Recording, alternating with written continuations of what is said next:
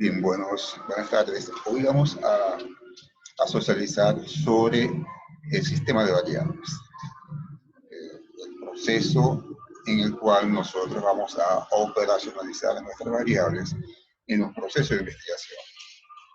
Y aquí hay que detenerse un poco para entender el por qué es necesario tener o determinar nuestras variables, identificarlas, no solamente las variables principales del proceso, sino aquellas variables que de una u otra forma pueden influir en alguna fase del proceso. Y para ello es necesario iniciar un proceso de operacionalizarlas, es decir, de ramificar nuestras variables y conocerlas un poco más. Entendiendo que estas variables nacen de el último punto de la fase 1, que es la elaboración de las hipótesis, la determinación de los objetivos. En ese sentido, vamos a visualizar el proceso de investigación como un árbol de manzanas, por ejemplo. Ese árbol tiene unas raíces. Esas raíces es la reflexión inicial, la sintomatología que nosotros identificamos, es el pronóstico que nosotros inferimos sobre la situación, la permanencia de una situación dada sobre un fenómeno. El tallo principal es nuestras variables, y del tallo salen ramificaciones, hojas, flores, frutos. Esas van a ser nuestras dimensiones, nuestros indicadores, ¿no? Que se desprenden de la variable. Y es un poco lo que vamos a conocer acá. Cómo ramificamos nuestras variables de forma de comprenderla y de identificar aquellos componentes de la variable que nos van a servir para el proceso de investigación. De allí que entendamos que, de hecho, la hipótesis es una suposición, como ya lo hemos conocido, pero una suposición afirmativa o no acerca de nuestras variables. O sea, está conectada y se desprende de ellas o de los objetivos. ¿Sí? Entonces, ¿qué entendemos por variables? Hay muchas definiciones que se acercan a lo que definimos por variables y diferentes miradas desde diferentes perspectivas de investigadores. Pero la mayoría de los investigadores coinciden en que se trata de algún atributo, alguna característica, alguna propiedad, cualidad sobre algún grupo de personas o sobre un fenómeno que vamos nosotros o deseamos como investigadores abordar, ¿no? Rojas Soriano, por ejemplo, lo indica de esa forma, que es una característica, es un atributo, es una propiedad o cualidad que puede estar presente en un individuo, en un grupo, en una sociedad, por ejemplo, y que tiene diferentes matices de presentación en su medición, con diferentes magnitudes. Igual, Burgos y Paz establecen, van un poco más allá y lo establecen específicamente. La variable se convierte en un constructo abstracto que hace referencia a la propiedad o cualidad del fenómeno que vamos nosotros a analizar y que de una u otra forma puede adquirir distintos valores en su medición. Valores en magnitud, por ejemplo, en fuerza, en dirección o en tensión, que es lo que vamos nosotros a conocer. Cuando hablamos de constructo abstracto, nos estamos refiriendo a un concepto muy general que por sí sola no ayuda al investigador a conocer más el fenómeno. Entonces viene el proceso entonces de operacionalizar esta variable para llevarla de lo abstracto a lo específico, que es lo que le interesa al investigador. Entonces, entendiendo que la variable nace de la hipótesis o incluso de los objetivos, en el caso de aquellas investigaciones que no necesitan o no requieran al investigador y no ve necesaria la hipótesis, salen de los objetivos. Entendiendo eso, que sale de ellos, ¿no? Vamos entonces a establecer que esas características que se extraen de la hipótesis, esos atributos, esas propiedades, esas cualidades, constituyen exactamente la variable. Definen la variable. Son esas características, son esos atributos que están allí, que son esas cualidades que están allí en la hipótesis, en los objetivos, entonces allí sale, se extrae la variable, o las variables en este caso. Pero vamos a identificar cuáles son los tipos de variables que se pueden extraer entonces. Las diferentes teorías y autores los clasifican en tres grandes grupos. En primer lugar, según la operatividad que tenga la variable, según la relación que tenga la variable con otras variables del entorno investigativo, y según el escalamiento que se puede utilizar para abordar o medir la variable. Entendiendo que en este momento la variable solamente como concepto aplica para investigaciones cuantitativas, no así para investigaciones cualitativas. Y aquí pudiera contradecir a algunos investigadores que se denominan post-positivistas, pero variable solamente es algo que se puede medir y que puede variar en un momento dado en el tiempo, ¿no? Y de una población a otra población. Es decir, que sea medible, contable, que se le puedan hacer operaciones matemáticas en todo caso, aunque existen variables que no son susceptibles a operaciones matemáticas. Desde el primer grupo, según la operatividad, las variables pueden ser de tipo cualitativas y de tipo cuantitativas, ¿no? Entendiendo que acá lo cualitativo no tiene nada que ver con investigaciones cualitativas, que es otra temática. Acá la variable cualitativa es aquella que no asumen eh, valores matemáticos, sino valores nominativos, como ya lo vamos a ver. Y las variables cuantitativas son necesariamente que se le realizan funciones matemáticas o estadísticas per se. ¿Okay? En las variables cualitativas tenemos dos grupos. En primer grupo, dicotómicos, las variables dicotómicas cualitativas, por ejemplo, el sexo, el ausentismo, que en lo dicotómico implica que solamente aceptan dos opciones de respuesta. Si no, femenino, masculino, fui al trabajo o no fui al trabajo, usé el producto o no lo usé, me gusta o no me gusta.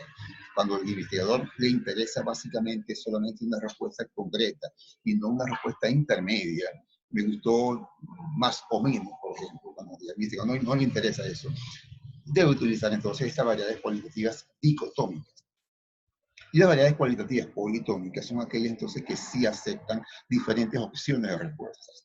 El color del empaque, por ejemplo, azul, rojo, amarillo, aunque al sexo le podemos colocar un 1 masculino y 2 femenino, ese 2 no quiere decir que es mayor que el 1, es decir, que el femenino es mayor que el masculino o viceversa, no.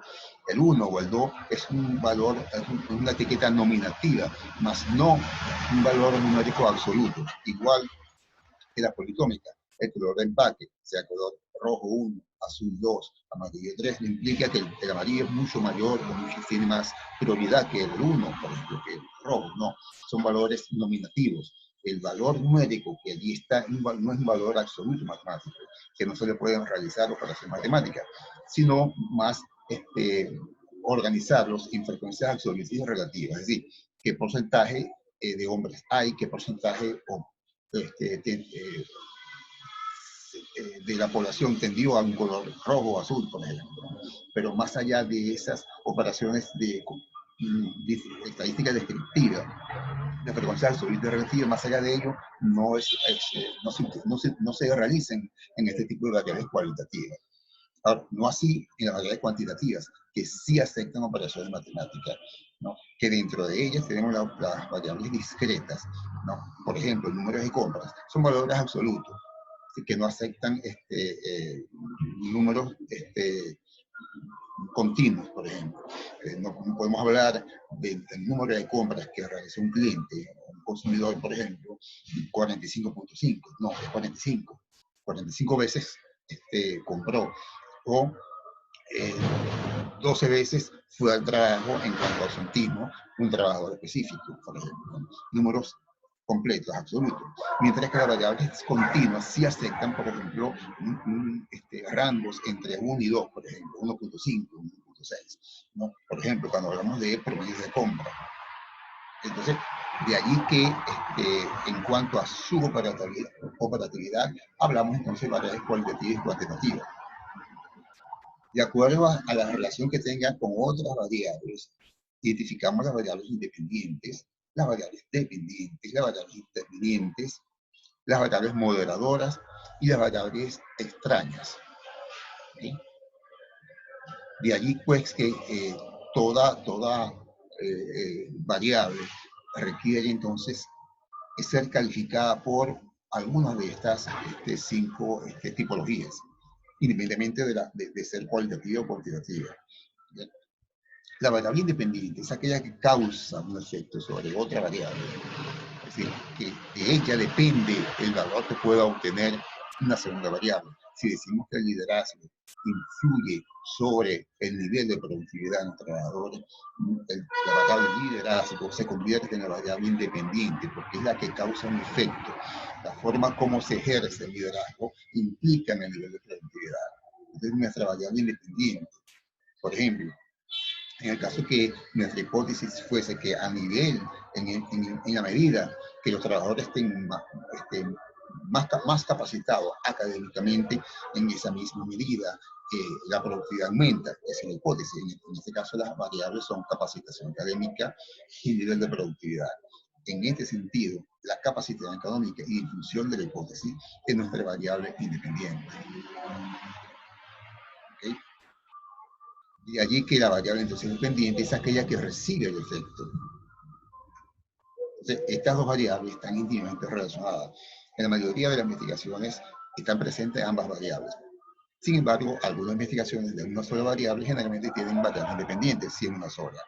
Pueden ser que otras variables, otras investigaciones, perdón, tengan dos variables independientes. Aquellas investigaciones que están dirigidas a establecer relaciones entre dos variables suelen usarse dos variables independientes, sin establecer esa dependencia. En el caso de ejemplo que nos ocupa de la capacitación académica y el nivel de productividad, siguiendo el mismo ejemplo, denotamos que el nivel de productividad es nuestra variable dependiente porque es causada o está influida por el nivel de capacitación académica que pueda desarrollar, pueda tener algún trabajador. En el caso de las variables intervinientes, estas variables modifican el efecto de esa relación causa-efecto, ¿no? Pudiendo afectar inclusive la variable dependiente, ¿no? Y paralelamente crear como una segunda variable independiente, aunque no ha sido el interés del investigador. En nuestro ejemplo, capacitación académica a nivel de productividad identificada como mi variable independiente, capacitación académica y nivel de productividad, es decir, que la capacitación académica me afecta el nivel de productividad que pueda tener un grupo de trabajadores, ¿no? Hay otras variables que adicionalmente a la capacitación académica pueden también influir sobre el nivel de productividad. Puede ser que tengamos un nivel de productividad muy alto, con una alta capacitación académica, pero llega un momento en que el nivel de productividad con esa misma capacitación académica alta baja. ¿Por qué baja?